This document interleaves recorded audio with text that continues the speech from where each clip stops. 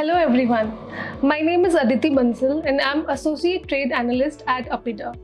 So in this video, we will talk about Agri Exchange, which is a trade portal of Apida, and we will also talk about step-by-step guide on how to use this portal. So Agri Exchange is the name given to Apida's trade portal. Globally, buyers and sellers in agri-business world have been given these platforms to offer, negotiate and transact a deal. Apart from this, it has been loaded with latest trade statistics pertaining to India and the world. Now let's see what can be found in the Agri Exchange. So firstly, product-specific export and import statistics at major products, PC level and HSA digit level can be seen. International market intelligence reports and SPS TBT requirements of certain countries can also be seen. Domestic as well as international production of major fruits, vegetables, cereals, plantations, floriculture, spices and livestock can also be seen in Agri Exchange trade portal. Country profiles to understand trade regulations, tariffs and certifications relevant to agri exports. Also, finally, we can also see trade leads such as buy leads as well as sell leads. Let's walk you through a step-by-step guide on some practical scenarios on how to use this powerful tool. Scenario 1. Suppose you are an exporter and you want to see the country-wise export of fresh grapes by India in the financial year 23-24. Here's how you would do it.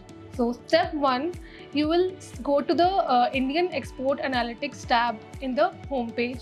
After that, in the year type, you will select financial year.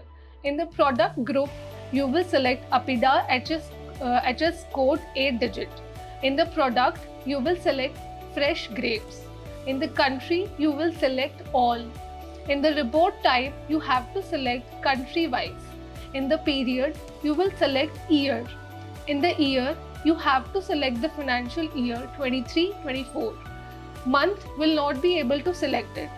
In the country region, you have to select country.